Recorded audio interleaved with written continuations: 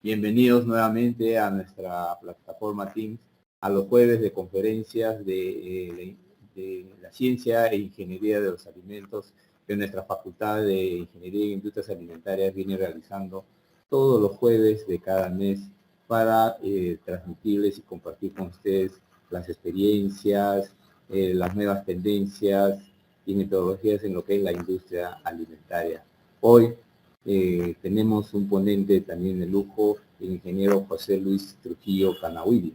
Él es el ingeniero de la facultad, egresado de nuestra Facultad de Ingeniería en Industrias Alimentarias de la Universidad Nacional Agraria de la Selva, colegiado, habilitado, con 5 años de experiencia como especialista de laboratorios en el Laboratorio Central de Investigación de la Universidad Nacional Agraria de la Selva y Laboratorio de Control de Calidad en la Cooperativa Agraria Naranjillo. Con amplio conocimientos en técnicas de análisis de laboratorios, espectrofotómetros y cromatógrafos. Ingeniero José Luis Trujillo, bienvenido, agradecerle por su preferencia y por haber aceptado esta invitación a este jueves de conferencia. Tenemos en nuestra plataforma varios invitados. Tenemos también a nuestra autoridad, a la doctora Elizabeth Ordóñez. Y de repente nos quiere dar algunas palabras de bienvenida, doctora, antes de iniciar el evento. Bueno, muy buenas noches, ingeniero Alberto y asistentes. En primer lugar, agradecer la aceptación que tuvo el ingeniero José Luis Trujillo Canawiri. Yo creo que es un buen representante en nuestra facultad con respecto al trabajo en calorimetría. Conoce muy bien el tema y creo que la experiencia profesional que él ha ido formando en este tiempo, a medida que hoy nos esté ofreciendo esta conferencia referente a lo que es la calorimetría mediante sus dos técnicas y su aplicación a la industria alimentaria. De repente nosotros podemos decir que esos equipos no tienen mucha aplicación, sin embargo el día de hoy él nos va a aclarar esos aspectos, ya que también para los jóvenes estudiantes en la universidad se cuenta con este equipo. Entonces ya se están generando investigaciones con este equipo, nuevamente lo vuelvo a redundar, y el apoyo grande que tenemos ahí es que tenemos un egresado quien es el que trabaja en este campo. En ese sentido, me queda solamente agradecerle a José y éxitos en su vida profesional y seguir adelante, ¿no? Porque creo que el nombre como ingeniero en industrias alimentarias siempre lo lleva en alto. Muchas gracias. Gracias, doctora Elizabeth Ordóñez, nuestra decana de nuestra Facultad de Industrias Alimentarias. Ingeniero José Luis Trujillo, bienvenido nuevamente, y la plataforma con los invitados esperamos su disertación. Muchas gracias por la presentación. Voy a compartir mi pantalla y explicarles un poco sobre... Bueno, agradecerles a todos por su participación. Yo me desempeño en el Laboratorio Central de Investigación, que está adscrito al Vicerrectorado de Investigación de la Universidad Nacional Agraria de la Selva. En esta noche les voy a explicar un poco los fundamentos y aplicaciones del análisis térmico, que son la técnica de TGA, o sea, la termocalorimetría, y la técnica DSC, que es la calorimetría diferencial de barrido, con un enfoque en alimentos. Como ya sabemos, nosotros los de industrias alimentarias trabajamos muchos con granos, cereales, carnes, que son requeridos procesos térmicos, ya sea por cocción, un proceso de escaldado, un tostado. Lo que hace este equipo, esta técnica, es caracterizar qué le sucede a esa muestra, a esa sustancia, en forma de gráficos, dar lecturas en forma de gráficos, es decir, vamos a obtener algunas transiciones de evaporación en forma de picos y vamos a identificar qué le sucede a la masa, cuánta masa pierde o cuánto es la energía necesaria para lograr ese cambio, ¿no? Entonces, como introducción, hablemos de la calorimetría, que es, ¿no? Es una parte de la física que estudia el comportamiento térmico de los cuerpos. Es decir, mide la energía en tránsito, que es el calor, ¿no? Que siempre va a existir cuando hay un diferencial de temperatura. Es decir, va a haber un intercambio de energía entre un cuerpo que esté a temperatura alta hacia un cuerpo de temperatura baja. Como ya vemos, los procesos de fabricación, de cocción de los alimentos involucran muchos de estos tipos de transferencia de calor, ya sea la convección a través de un fluido, la conducción a través de moléculas, o si es a través de ondas electromagnéticas, como es la radiación, ¿no? Entonces, es importante tener conocimiento de la capacidad calorífica, que es la cantidad de energía necesaria para aumentar la temperatura de una determinada sustancia en una unidad de temperatura, ¿no? Es decir, aquí presento una tabla donde podemos ver que el agua requiere gran cantidad de energía para elevar 1 grado centígrado de masa, ¿no? Por ejemplo, vemos la imagen aquí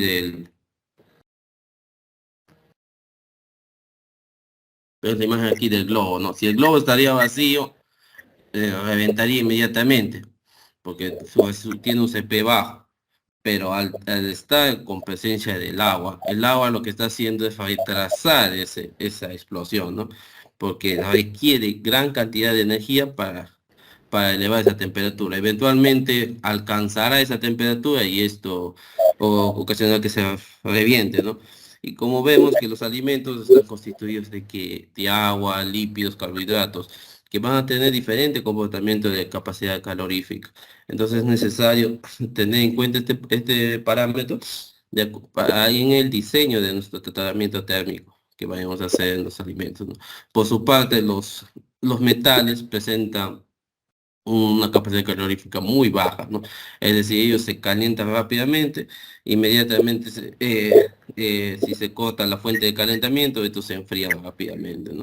Entonces, esta cualidad importante del agua es la que permite tal vez regular la temperatura, ¿no? Ya sea en nuestro organismo, que estamos alrededor del 70% de agua, no sufrimos sus cambios bruscos de temperatura, ¿no? Igual la Tierra, que está constituida alrededor del 71% de agua, gracias a esta característica es que no estamos en esos extremos de temperatura como lo tienen otros planetas que no tienen este líquido, o como la Luna, ¿no? Que en el día alcanza alrededor de 170 grados y de noche a menos 173 aproximadamente, ¿no? Entonces, ¿qué es el calorímetro, no? El calorímetro puede ser un recipiente que sea aislado y que se utilice para medir el calor específico. Uno de los primeros diseños de los calorímetros por ahí en 1783, que fue diseñado por Lavoisier y Laplace, que diseñaron un calorímetro de hielo. Ya venían trabajando en reacciones químicas de combustión y, y a medida que pusieron un animalillo aquí adentro, un conejillo de Indias, y a medida que ese animalito respiraba, transferían calor al hielo y ellos cuantificaban a medida de cuánto hielo se fundía, ¿no? Y demostraron que la respiración es un proceso de combustión, pero lento, ¿no? Es decir, el calorímetro va a medir estos tipos de eventos, ya sea fusión, solidificación, cristalización, vaporización. Entonces, en el centro, nosotros disponemos de un calorímetro de la marca Cetaran, que es una marca francesa, ¿no? Este equipo trabaja desde temperatura ambiente hasta los 1600. Existen otras marcas que trabajan a temperaturas por debajo de 0 grados. Ya se cuenta con un muestreador. En la antigüedad se tenía que acondicionar la muestra con un electrodo. Se trabaja con crisores de alúmina, que son los que resisten hasta 1600. Y los de aluminio, que generalmente se trabaja hasta 600 a 650. Las técnicas más empleadas para ese tipo de análisis son las de TGA, la termocalorimetría y la calorimetría diferencial de barrido, las cuales vamos a explicar a continuación. Ya las termocuplas han ido evolucionando, ya en este caso esta es una termocupla de tipo S que trabaja dentro de ese rango.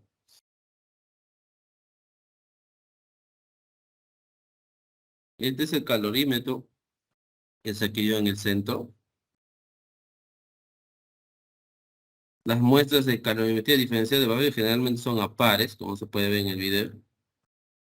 Se nos permite trabajar un amplio rango de muestras, lo cual en los diseños antiguos se demoraba mucho en trabajar varias muestras a la vez, ¿no? En la preparación de la muestra. El único requisito que tal vez yo pido a los tecitos es que la muestra puede entrar dentro de esos recipientes, ¿no? Y ya el diseño no, de acuerdo nos basamos a artículos o a protocolos que ya tenemos en el centro. Y en el mercado existen diferentes tipos de marcas, ¿no? Ya sea Thermo Fisher, TI Instruments. Y ahora entremos a hablar sobre el análisis térmico, ¿no? Según la ICTAC, que es la Confederación Internacional de Análisis Térmico y Calorimetría, define que el análisis térmico es un conjunto de técnicas que involucran el estudio de las propiedades físicas y químicas de los materiales en función a un incremento de temperatura. Es decir, vamos a medir el efecto de la temperatura con respecto a las transiciones de fase, reacciones químicas, variaciones de masa y propiedades mecánicas, ¿no? Generalmente las dos técnicas más empleadas son la termogravitometría y la calorimetría diferencial de barrido. Por su parte, el DCC, ¿qué mide? Mide las variaciones de energía en forma de calor y la termogravitometría mide las variaciones de masa. Entonces, entremos a hablar sobre la termogravimetría, que básicamente mide la variación de la masa cuando esta sustancia se somete a un programa de temperatura y una atmósfera controlada, ¿no? En este caso, el diseño de la balanza que se dispone el equipo está superpuesto con un contrapeso aquí, ¿no? A medida que la muestra es calentada o se incrementa su temperatura, va perdiendo este material volátil y se va reduciendo su masa. Entonces el equipo lo que va a hacer es darte lecturas de cuánta masa se está perdiendo en determinadas temperaturas, ¿no? Es decir, si podemos poner una muestra de café, a medida que se va calentando o que se va incrementando su temperatura, esta va a ir perdiendo primero volátiles, va a ir perdiendo humedad, y lo que va a hacer el equipo es va a ir registrando esas pérdidas de masa. Ahora, ¿qué parámetros son necesarios para diseñar mi análisis termogravimétrico, ¿no? Generalmente se puede trabajar muestras orgánicas e inorgánicas, pueden ser sólidos, polvos, cristales o líquidos. Es necesario diseñar qué tipo de calentamiento lo voy a hacer. Si voy a hacer un calentamiento en rampa, es decir, lo voy a llevar de 30 grados hasta 500 grados, diseñar mi velocidad de calentamiento. Si voy a trabajar con velocidades lentas, de 2 grados centígrados por minuto o velocidades aceleradas de 50 grados por minuto, ¿no? O si voy a trabajar en modo isotérmico, es decir, le voy a mantener mi muestra a 100 grados y voy a cuantificar cuánta masa va perdiendo, ¿no? Es importante el tipo de atmósfera que yo vaya a introducir a la muestra, ya que si voy a trabajar una atmósfera en presencia de oxígeno, voy a ver combustión. A diferencia que si quiero ver la degradación de mi muestra solo por calor o solo por incremento de temperatura, en ese caso yo utilizaría los gases inertes, que son el argón, nitrógeno o helio. Es importante que el tipo de recipiente que yo utilice pueda resistir esas temperaturas. Los crisoles de alúmina, que son estos de blanco, generalmente se utilizan para temperaturas superiores a los 800 grados, ¿no? Y los crisoles de aluminio, perdón, son los que se utilizan como máximas a 500 a 600 grados centígrados. Si yo empleara estos crisoles a temperaturas superiores, se fundiría dentro del equipo. Entonces, las señales que te da la thermobalance que cuenta el equipo va generalmente en muestras orgánicas, lo que se ve son pérdidas de masa, ya sea procesos de deshidratación, pirólisis, descomposición, deserción o evaporación. En alimentos rara vez ver procesos de absorción, eso más se da en metales, procesos de oxidación, donde pues, en presencia de oxígeno ellos suelen aumentar su masa, ¿no? Entonces, ¿qué aplicaciones puedo darle a esta técnica? Puedo estudiar la composición de un alimento, puede estudiar su estabilidad térmica frente a un calentamiento, puede estudiar su pureza, puede determinar el contenido de humedad, material volátil, ceniza, puedo emplearlo en estudios de gasificación, en estudios de pirólisis. Entonces, el tipo de gráfico que se obtiene, generalmente si se tiene un tipo lineal horizontal, vendría a ser que mi muestra es estable durante ese calentamiento que he programado, ¿no? Ahora, si tengo un descenso rápido, me indicaría que mi muestra es muy inestable a un incremento de temperatura y posteriormente se ha hecho estable.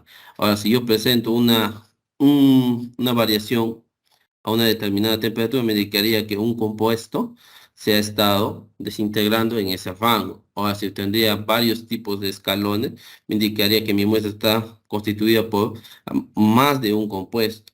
Ahora, ¿qué diferencia hay entre la 4 y la 5? Es que la 5 prácticamente no ha habido zonas de estabilidad, ¿no? Las gradaciones han sido en secuencia. No tengo rangos de temperatura donde mi muestra no sufra una alteración.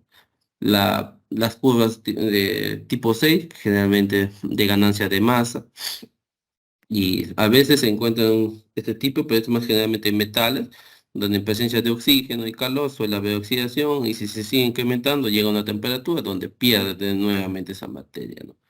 Eh, ah, Acá tenemos una muestra que vendría a ser sulfato de cobre pentahidratado, es decir, cuatro, cuatro de las moléculas de agua están enlazados con el grupo metálico, el cobre, y una molécula de agua está enlazada con el grupo sulfato, ¿no? A medida que esta sustancia se somete a un calentamiento, llega a los 100 grados. ¿Qué es lo que sucede con el agua a los 100? Evapora. Entonces empieza a perder más. Como vemos, a 200 grados presenta una estabilidad donde ya se ha perdido dos moléculas de agua. Seguimos calentando, todas las moléculas de agua enlazadas con el grupo de cobre se han evaporado, pero la molécula de agua enlazada al grupo de sulfato sigue hasta los 300 grados. Posteriormente, si seguimos elevando la temperatura, vamos a conseguir la eliminación de esa molécula, la evaporación de esa molécula, ¿no? Obteniendo un sulfato de cobre anhidro, ¿no?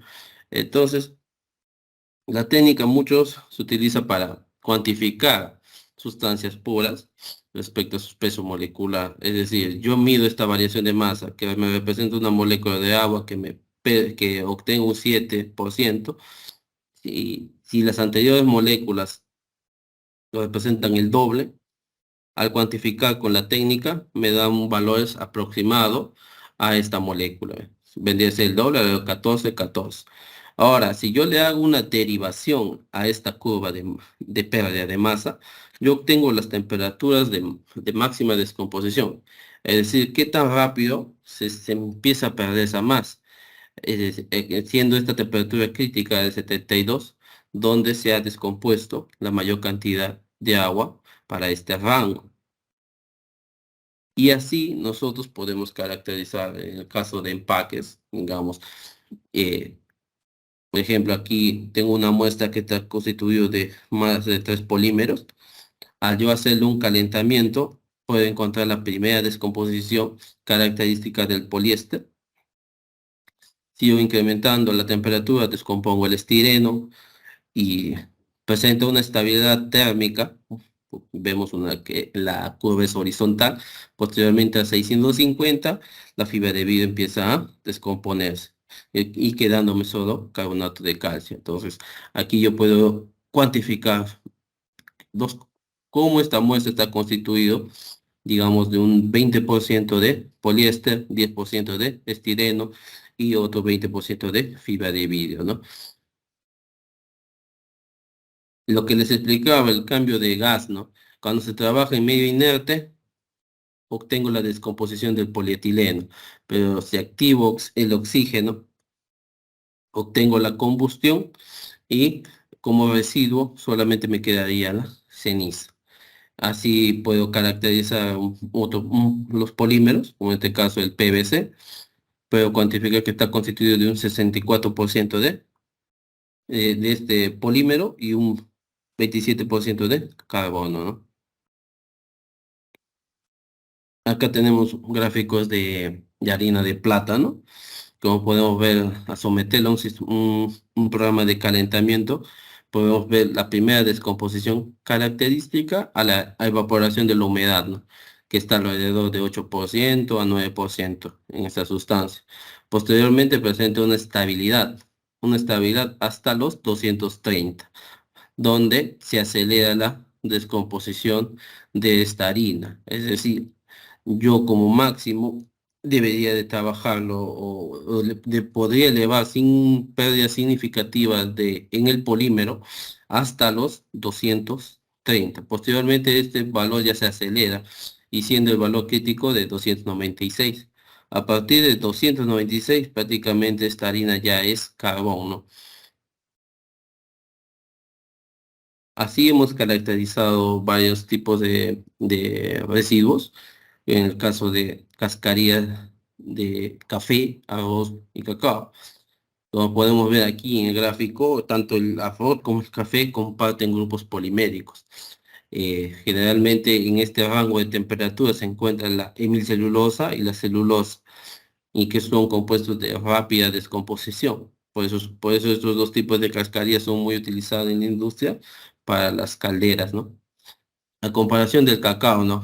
Que sí me presenta esos grupos de mis celulos, pero me presenta un polímero más termoresistente.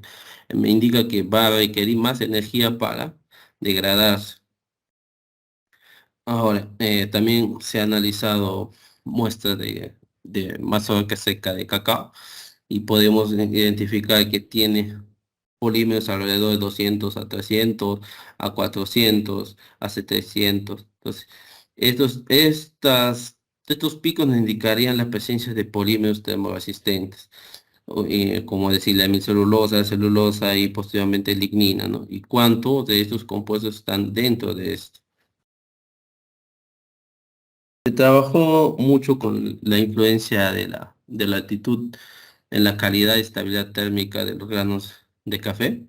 Lo que se quiso demostrar con la técnica era que se dice mucho que los cafés de zona alta pues, presentan mejor calidad sensorial, ¿no? Lo que se hizo, se evaluó tanto una muestra de un café de zona alta y un café de zona baja. Se le evaluó su perfil térmico, encontrándose que para la temperatura, el café de zona alta requería menos temperatura de control para su tostado, es decir, la curva termogravimétrica me indicaba como máximo llevar hasta 220. Posteriormente, este proceso ya es muy acelerado, o sea, la descomposición del café se acelera rápidamente en este punto, a comparación de uno de zona baja, que todavía alcanza temperaturas superiores a 223. Ahora, si yo hago una mezcla de estos dos cafés y los someto a un parámetro de tostado, voy a ver que a uno va a empezar ya a descomponerse y al otro le va a faltar todavía más tiempo de tostado, ¿no? Hemos comparado. A veces no en el perfil térmico de variación de masa no podemos encontrar diferencias, por eso más nos ayudamos de la derivada de estas curvas. Por ejemplo, aquí tenemos dos tipos de frijoles, un frijol chaucha germinado y uno sin germinar. Como el proceso de germinación involucra desdoblamiento de los polímeros que tiene el frijol, al analizar su curva de TG o la derivada, vemos que ya no presenta este hombro, como se le denomina, y y que la temperatura inicial a la hora de descomposición se ha reducido. Antes necesitaba 186, o sea, requería más temperatura para desdoblarse, ahora requiere menos, 178. Es decir, el proceso de germinado ha ablandado o ha quebrado ciertos polímeros, haciéndolo prácticamente un poco más digeribles, ¿no?, para el organismo. Así podemos caracterizar polímeros, ya sea en maderas o en residuos. Este es un estudio de la caracterización a través de la pirólisis y cinética de cereales alimenticios, ¿no? Es decir, aquí lo que han querido hacer, han tenido diferentes muestras de cereales, les han sometido a un sistema de termogarimétrico en atmósfera inerte. Cuando ustedes vayan a ver los artículos científicos, fíjense mucho en el rango de temperatura usado. En este caso ven que he trabajado de 0 a 600. La velocidad de calentamiento, aquí han trabajado a 5, a 10, a 20 y a 40. Y la atmósfera que se utiliza. En este caso han utilizado nitrógeno, porque es decir, ellos solamente han querido ver la descomposición de estas muestras solamente por calor. Si hubiera habido presencia de oxígeno, ya hubiera aparecido una combustión y ya los resultados hubieran sido diferentes.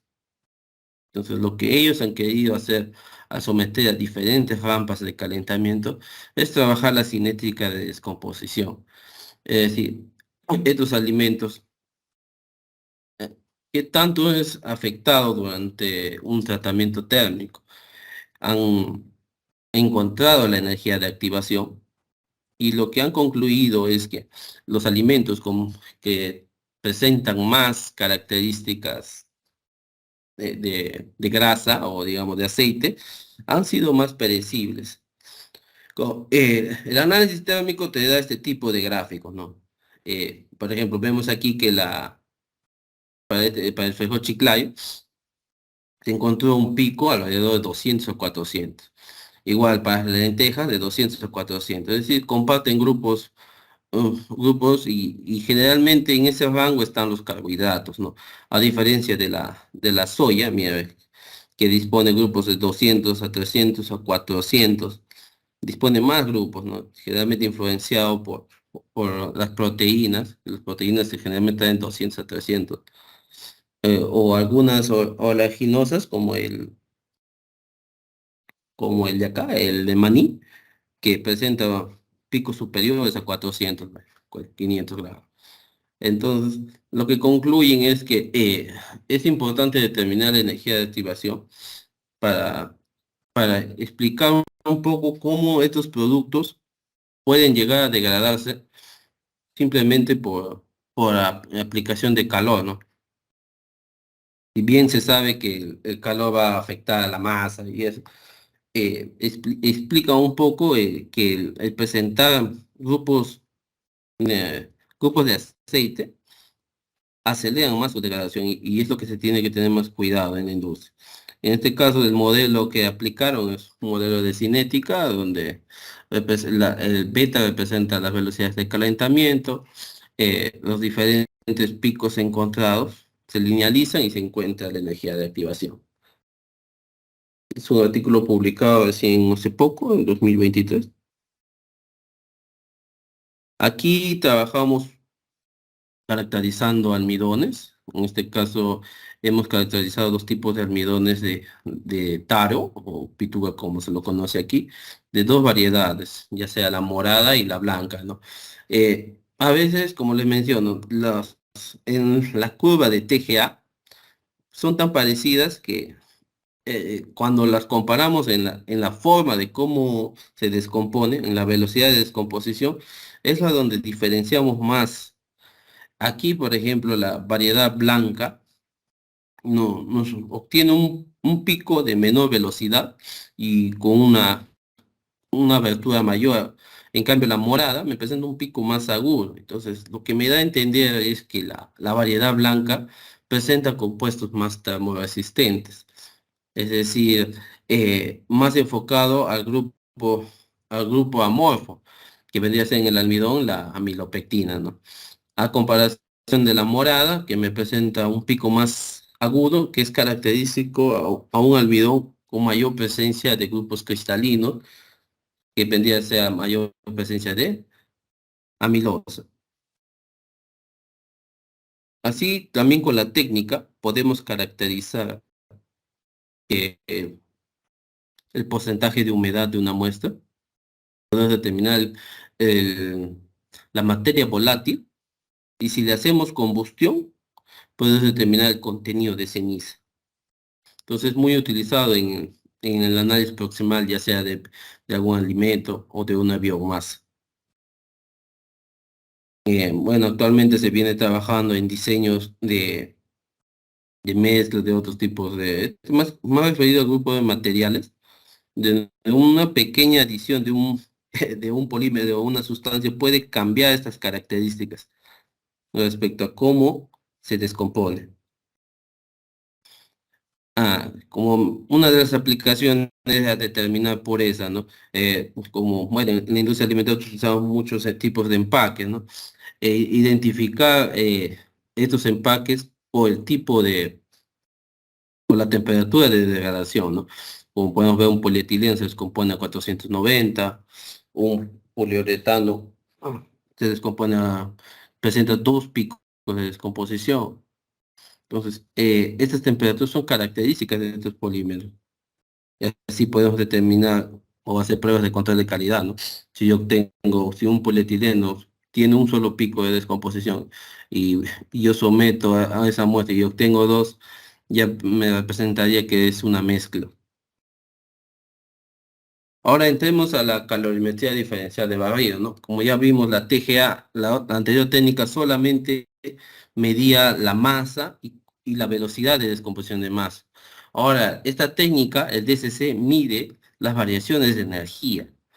Generalmente en el equipo entran a pares. Entra un recipiente vacío y entra el recipiente con la muestra. Lo que hace el equipo es mantener a ambos recipientes a la misma temperatura. Y como recordarán, la fórmula de calor es igual a masa por Cp por diferencial de temperatura, ¿no? Al tener masa, este recipiente va a requerir mayor energía, ¿no? Entonces, lo que va a hacer el equipo es entregar más energía para que los dos tengan la misma temperatura. Y cuando hay un evento, una transición de fase, una fusión, una cristalización, esa diferencia de energía que entregue el equipo es lo que va a marcar en el gráfico. Entonces, ¿de qué va a depender esta técnica?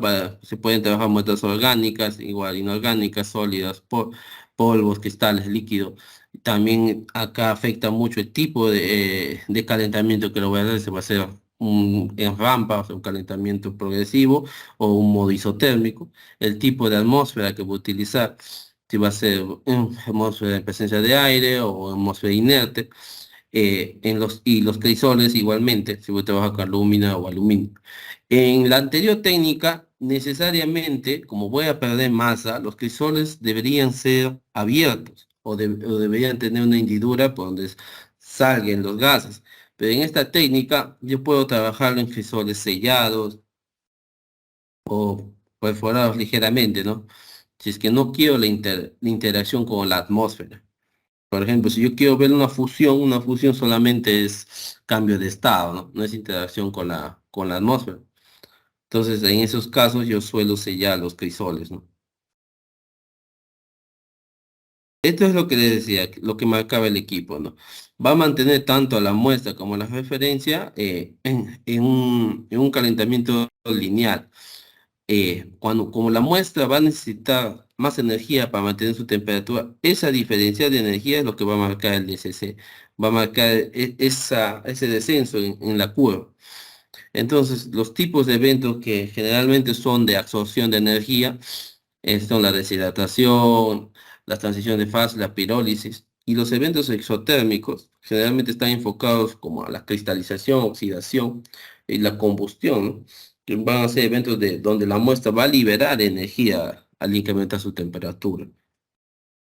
Entonces, las aplicaciones de esta técnica va a ser transiciones de primer orden, como son la fusión, solidificación, cristalización. Vamos a estudiar las diferentes formas que presenta la muestra referente a un calentamiento. Vamos a identificar los polímeros de acuerdo a sus puntos de fusión. Vamos a hacer estudios de oxidación y podemos determinar purezas. Este es el tipo de gráfico que se obtiene con DCC. Aquí generalmente son picos, ¿no? Cuando hay un descenso escalonado, como eso se hablaría de una transición vítrea, es decir, es lo que creo que todos hemos visto o hemos calentado un tubo, ¿no? Le aplicamos calor y el tubo que es rígido tiende a hacerse blando, más maleable, ¿no? Entonces, ese es denominado la transición vítrea, ¿no? Igual, en el tema de alimentos, el fideo, por ejemplo, el fideo es duro y quebradizo, pero si le sometemos a un tratamiento con agua y calor, ¿qué se hace el fideo? Se hace blando, ¿no? Alcanzamos su temperatura de transición vítrea, ¿no? Procesos de cristalización generalmente son picos hacia arriba, los procesos de fusión que son picos hacia abajo, la oxidación que son picos hacia arriba. Entonces, todos esos tipos de eventos, ya sea endotérmico o exotérmico, se van a, o van a obtener como picos hacia arriba o hacia abajo, ¿no? Y la integral de ese pico es lo que nos va a determinar la entalpía, o sea, cuánto de energía se requiere o cuánta de energía ha liberado esa sustancia en ese rango de temperatura. Por ejemplo, el PET presenta todas estas transiciones, es decir, alrededor de 78 se hace maleable, es decir, las moléculas de polietileno empiezan a fluir más rápidamente. Seguimos calentando alrededor de 128, esta cristaliza. Es decir, los enlaces se compactan, ¿no? Forman una estructura rígida, dura. Y si se sigue calentando, eventualmente a 245, este polímero se fundirá, se volverá líquido. Un poco para visualizar ese evento, los eventos, por ejemplo, vemos aquí el plástico, alcanza su transición vítrea, es maleable, tiene suficiente energía, cristaliza y se hace dura, y posteriormente si se sigue, se funde y se hace ¿qué? Líquida, ¿no? Estos cambios de estado nos van a indicar los rangos de temperatura y al integrar estas áreas vamos a cuantificar la entalpía necesaria para realizar esas transiciones. Se trabaja mucho en el tema de la calorimetría diferencial de variedad, en la caracterización de almidones, ¿no? Como vemos, las diferentes fuentes de almidones tienen diferentes estructuras, diferentes composiciones de amilosa, amilopectina, y lo que la técnica mide es la interacción de calor y agua para gelatinizar. También se trabaja en lo que es modificar estos almidones a través de técnicas como ultrasonido, ¿no? Como podemos ver, al someterlo a ultrasonido, lo que se hace es degradar ese pico endotérmico, ¿no? Hacerlo menor. ¿Para qué? Para que requiera menos energía para que gelatinice y pueda ser más asimilable, ¿no? En este caso, como les dije, la gelatinización es un evento de, de ruptura de los gránulos de almidón y que cambian la fase o generan una fase gomosa, ¿no? Es decir, la amilosa y la amilopectina forman enlaces con el agua y generan ese cambio de la estructura. Las diferentes fuentes de almidón van a tener distintos rangos de temperatura y distintas entalpías. eh, eh, Como ya vimos, los diferentes tipos y formas y contenido de amilosa amilopectina van a afectar a este comportamiento. Como podemos ver, la papa gelatiniza alrededor de 57, el arroz que gelatiniza alrededor de 62, el maíz alrededor de 60. En este caso nosotros trabajamos o caracterizamos el almidón de taro.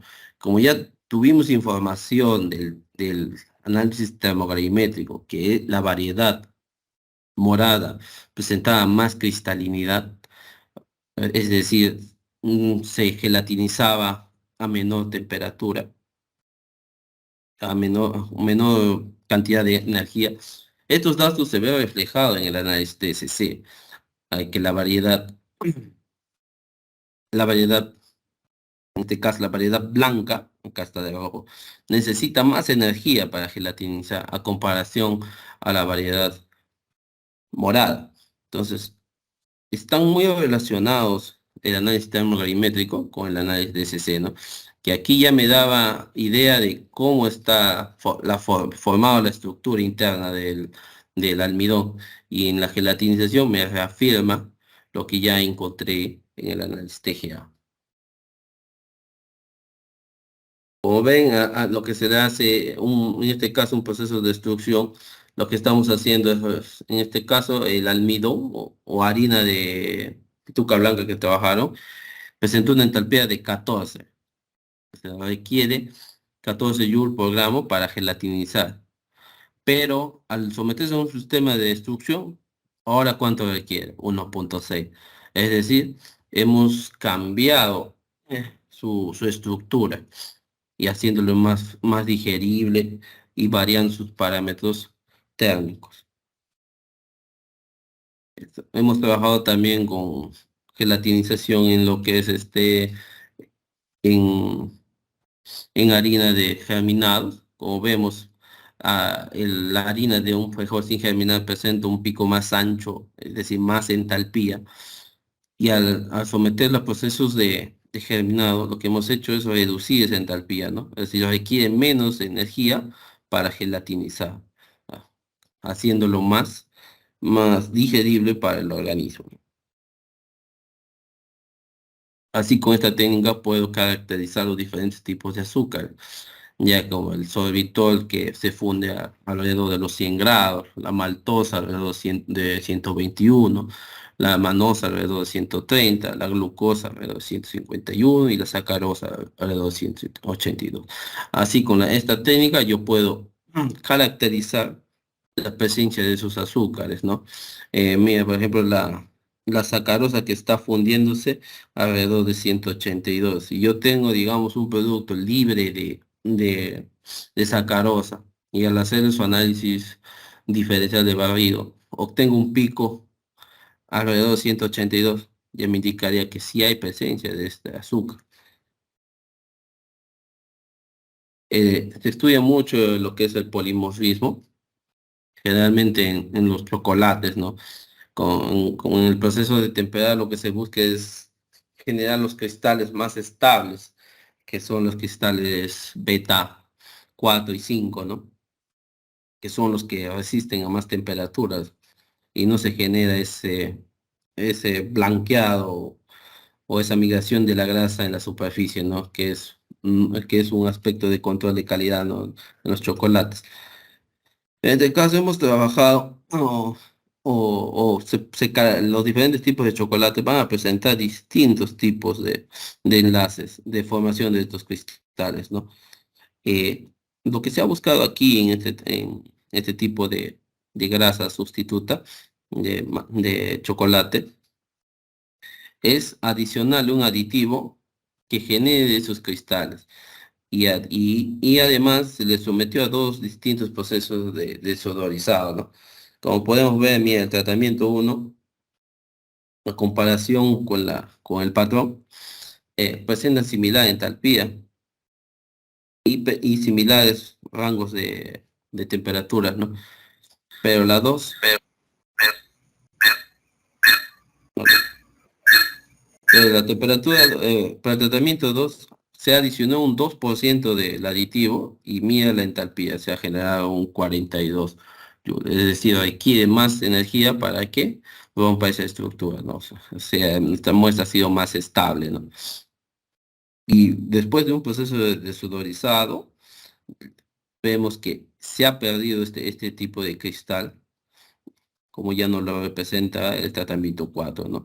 Como decía, el proceso de desodorizado a alta temperatura ya no ha generado estos tipos de cristales. Se estudia mucho en la fusión de fármacos, en este caso como la cafeína. Fácilmente nosotros también podemos hacer este tipo de análisis en ácido cítrico, en ácido benzoico, ver las temperaturas de fusión, a qué temperatura se funden, ¿no?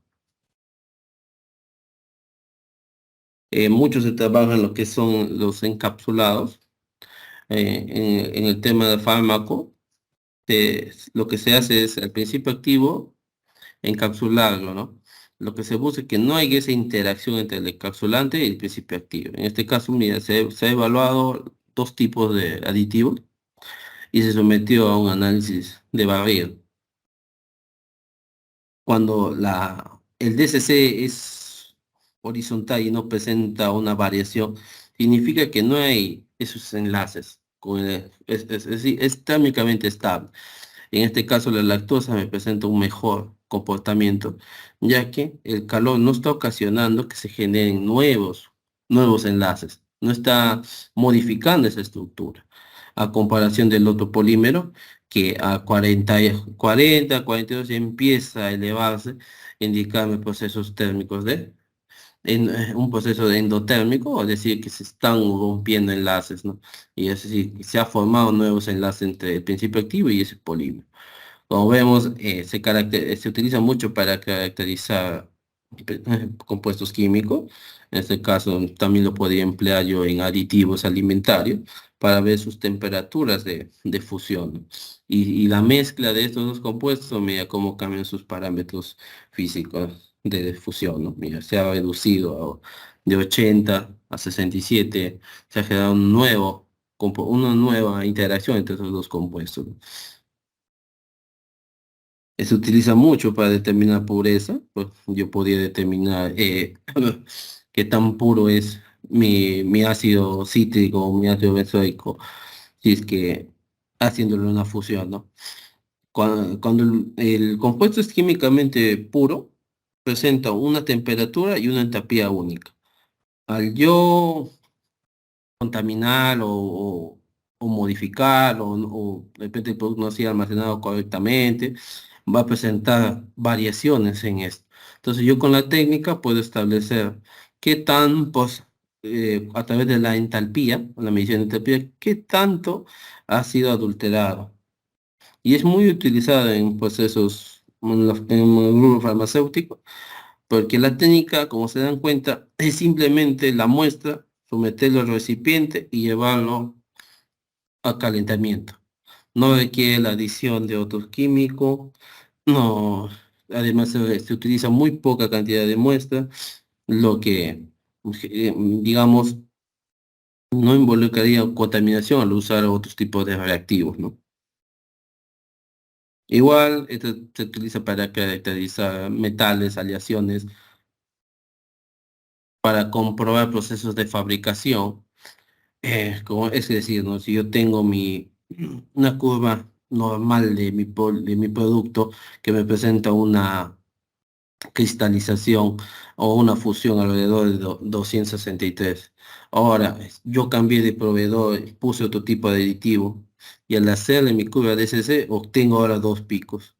¿Qué pasó, no? Entonces, que la interacción de ese aditivo ha ocasionado que se forme otro tipo de enlace y esto me está indicando el DSC, ¿no?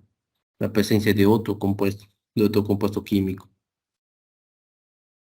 Igual no se utiliza mucho para caracterizar resina. Aquí tenemos el análisis simultáneo. Es decir, ahora voy a combinar tanto la masa como la energía para caracterizar. El ácido benzoico se está fundiendo a 130 y a 121 grados centígrados.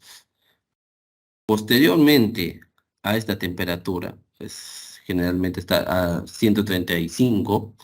Si yo le sigo calentando, eventualmente obtengo una variación de masa y el DSC que me obtiene un pico endotérmico, es decir, el ácido se está evaporando. Entonces yo puedo acá tomar decisiones, ¿no? Como máximo calentarlo hasta 150 para no obtener una variación de masa eh, significativa, ¿no? Posteriormente hasta 216 prácticamente el ácido benzoico ya ha sido evaporado, ¿no? Así puedo caracterizar compuestos, como en este caso es el pasta de cacao. Se hizo el análisis simultáneo, termogravitometría y DCC. Como vemos, la mayor variación de masa la encontramos alrededor de 400, de 350 a 450. Al cuantificarla está un 47%. ¿Y qué es lo que contiene en la pasta de cacao cercano a ese porcentaje? Vendría a ser la manteca de cacao, ¿no? Y como me indica aquí el DCC, que este compuesto está evaporando en ese rango, entonces yo al ver el DTG puedo decir que este 47% representa la evaporación de la manteca de cacao, ¿no? El primer rango de descomposición, pico endotérmico, correspondería a la evaporación de la humedad presente. Y los demás variaciones de masa vendría a la pirólisis o descomposición de ciertos carbohidratos presentes alrededor de 250 a 350. Como les decía, ¿no? ¿A qué temperatura se fundía la sacarosa? Alrededor de 180, ¿no?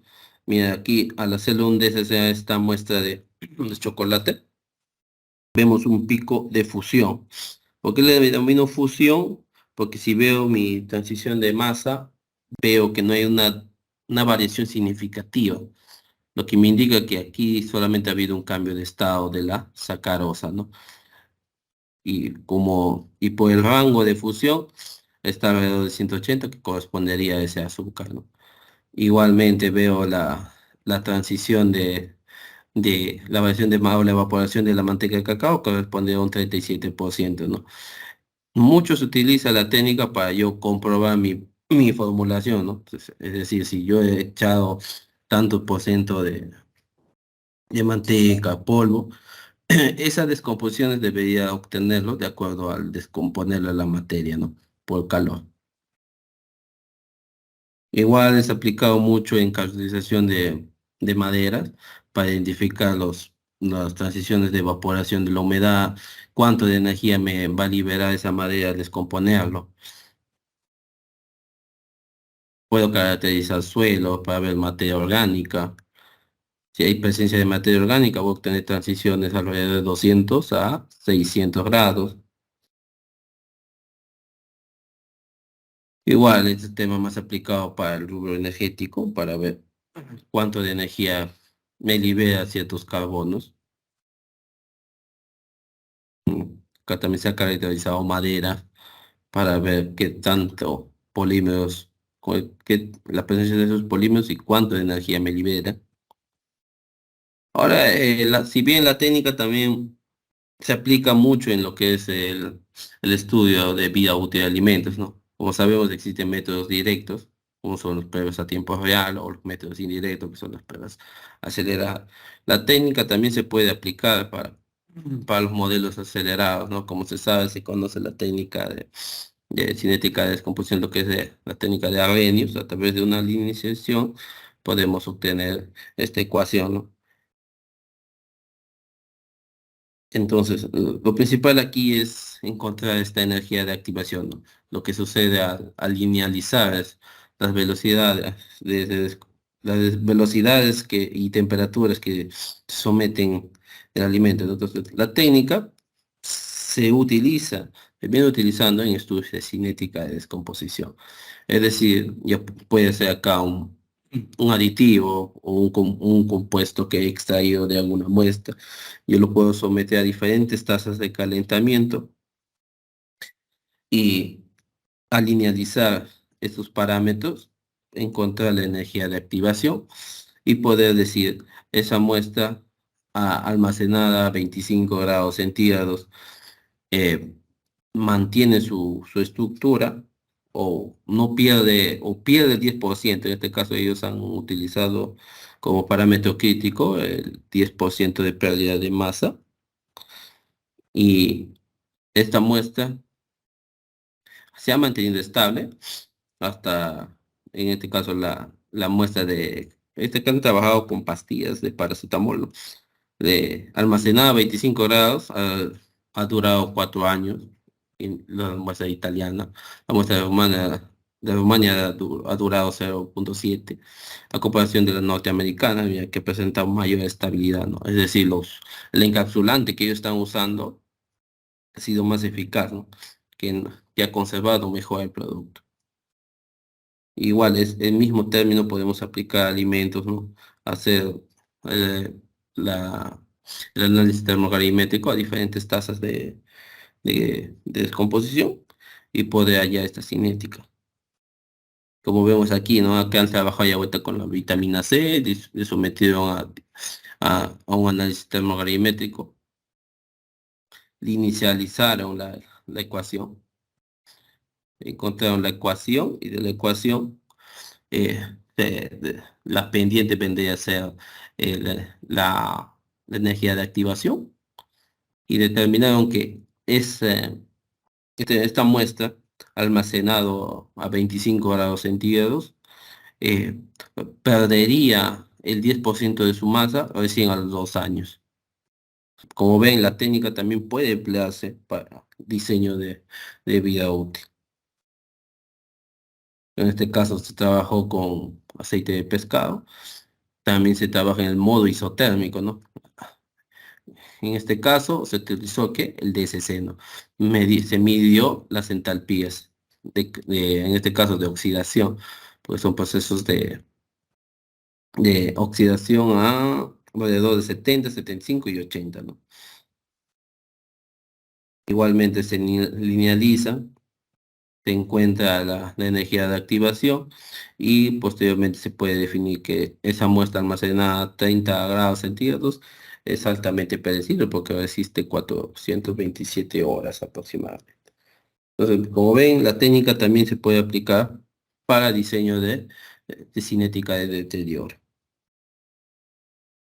Bueno, muchas gracias por su atención y quedo al pendiente de sus consultas.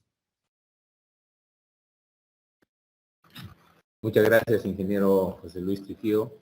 Señores asistentes, jóvenes, chicos, algunos profesionales que tenemos en la plataforma, si tuvieran alguna consulta para el ingeniero José Luis Trujillo, por favor. Tema muy interesante, muy importante, que pues ayudan a mejorar las propiedades funcionales y las condiciones pues del proceso. ¿Alguna pregunta, chicos? Sí, Rubén Silva. A ver, ¿puedes aperturar tu micro, por favor?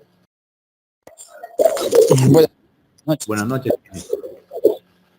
Sí, sobre la técnica del TGA, sabemos que eso nos hace ver la descomposición de los polímeros, ¿no? Si no me equivoco. Y creo que se puede ver en sólidos o líquidos de una muestra.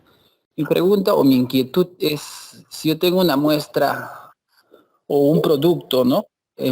Con el envasado de plástico o con un polímero, y pasado cierto tiempo, yo podría saber si es que ese polímero ha ingresado en mi materia prima o mi producto en cierto tiempo, temperatura. Se podría tener ese trabajo según la materia prima, si fuera ácido o, ¿no? O producto envasado.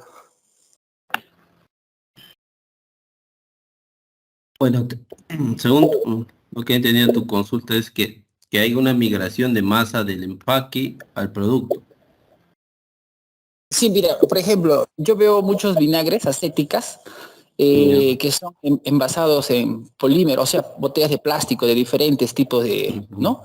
Polímeros, y mayormente puedo creer que podría tener ese vinagre algunas pequeñas partículas. Bueno, la técnica de repente no va a ser muy significativa en el TGA, ¿no? Pero como mide masa, tal vez la microbalanza no vaya a detectar esas pequeñas variaciones, pero tal vez la formación de los nuevos enlaces que sucede entre el polímero y el vinagre puedan ser detectados por el DSC. En ese caso, ¿no? O sea, cambios en la entalpía de tu vinagre, digamos, sin alterar o iniciar, va a tener una entalpía determinada, ¿no? Y si ya sometido a un almacenamiento o un tiempo me va a presentar nuevos enlaces, se va a ver reflejado en la entalpía de vaporización o fusión. Más va por ese rubro, creo. Ok, Muchas muchas gracias gracias. por la pregunta, ingeniero. Sí, ingeniero Hans, aperture el micro, por favor. Buenas noches con todos los presentes. Ingeniero Trujillo, muy interesante su exposición. Una pregunta es, por ejemplo, se sabe que la manteca de cacao, ¿no? Es una manteca muy codiciada y costosa, ¿no? Por ejemplo, yo podría, por ejemplo, simular, ¿no? O de alguna forma mimetizar, ¿no? La manteca de cacao, probando otras grasas y analizando. O sea, la pregunta es, ¿se podría ver si realmente utilizando otro tipo de grasa, tratar de imitar la manteca de cacao, ¿no? De acuerdo a su comportamiento termogravimétrico? ¿Podría ser eso, ingeniero? Esa es mi pregunta. Ya, con ese tipo de trabajo he visto aplicando la técnica de DSC, ¿no? Si bien la manteca de cacao es una grasa muy codiciada, como lo mencionas, por su temperatura de fusión, ¿no? Que es cercana a nuestro paladar, a nuestro cuerpo. Lo, mm, Tenía entendido que la empresa Palmas, creo, venía trabajando en modificación de su manteca de palma, que es una manteca que funde a más alta temperatura. Y eh, por distintos procesos térmicos, adición de sustitutos o aditivos, han logrado simular los mismos parámetros de fusión que la manteca de cacao. Así que ya no quiero asustarlos, pero la mayoría de los productos o derivados de cacao que se utilizan en algunas fabricaciones de alimentos, como ya conocen, o en algunos en el grupo de la confitería, ya no vendrían ser al 100% grasa de cacao. Vendría a ser más sustitutos, porque ya han logrado sustituir ese parámetro físico. Han logrado imitar a la manteca. Muchas gracias, ingeniero Hans. ¿Alguna otra pregunta?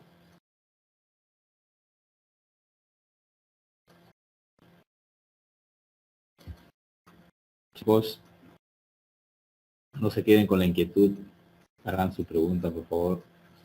Bueno, ingeniero José Luis Trujillo, nuevamente darle las gracias, felicitaciones por esta gran ponencia que ha tenido y transmitir todos sus conocimientos en estas técnicas a todos los participantes, sobre todo que están en el rubro de la ingeniería de la industria alimentaria.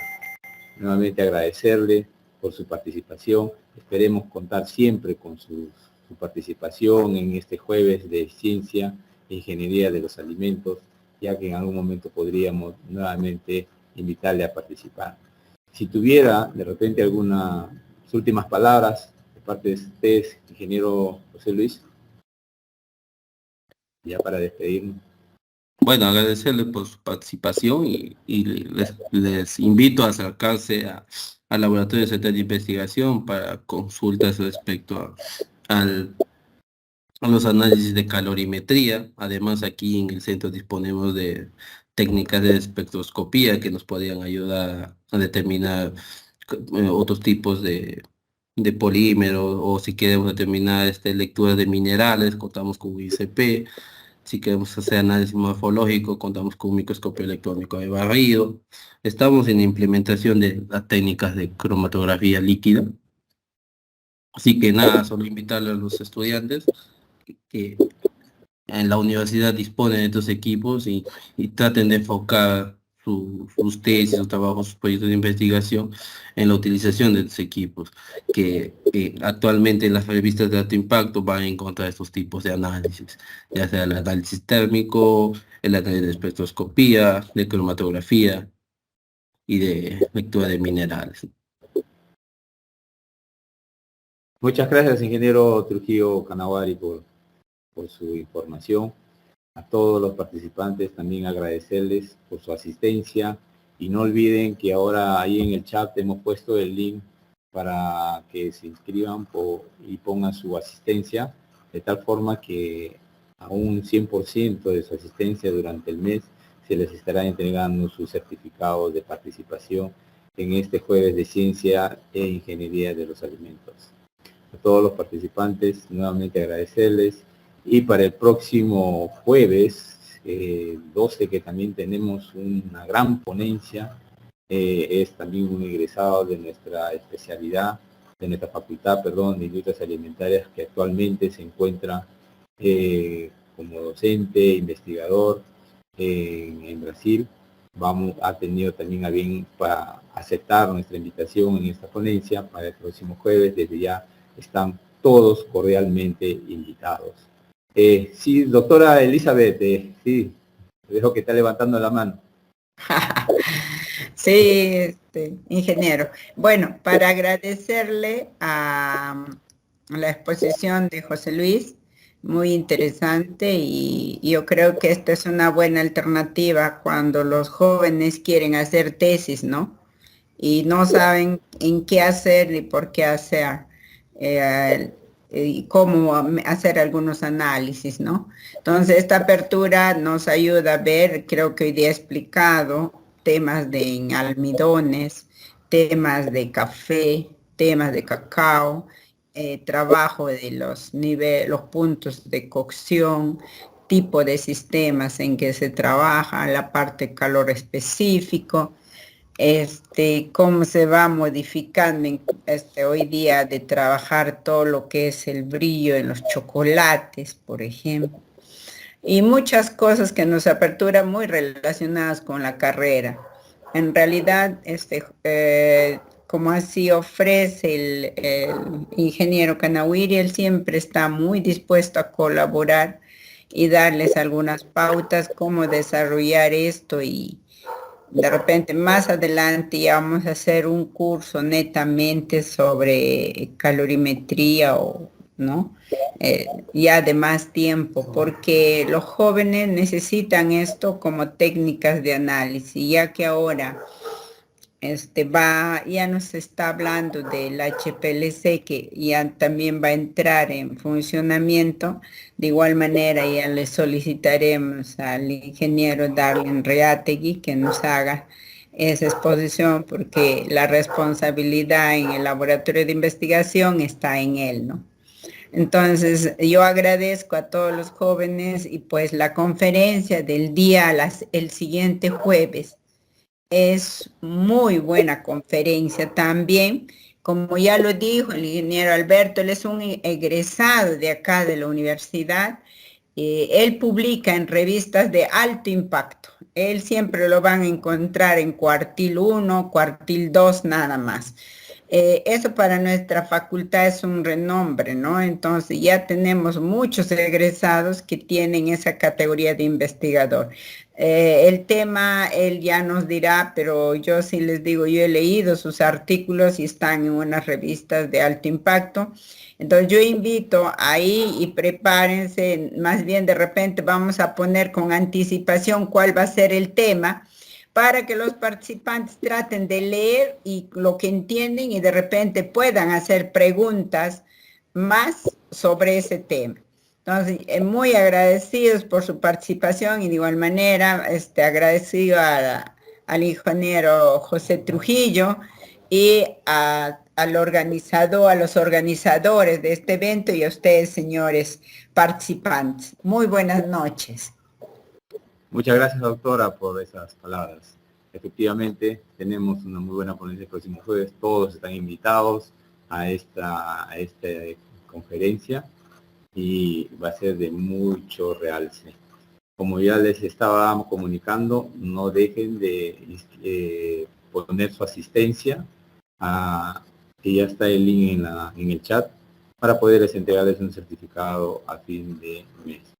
Desde ya también vamos a hacerle presente un certificado de reconocimiento al ingeniero José Luis Trujillo Canahuari por esa brillante exposición que ha tenido hoy día. Muy bien, muchas gracias a cada uno de ustedes por su participación y nos estamos viendo el próximo jueves a las 7 de la noche. Muchas gracias. Hasta la próxima.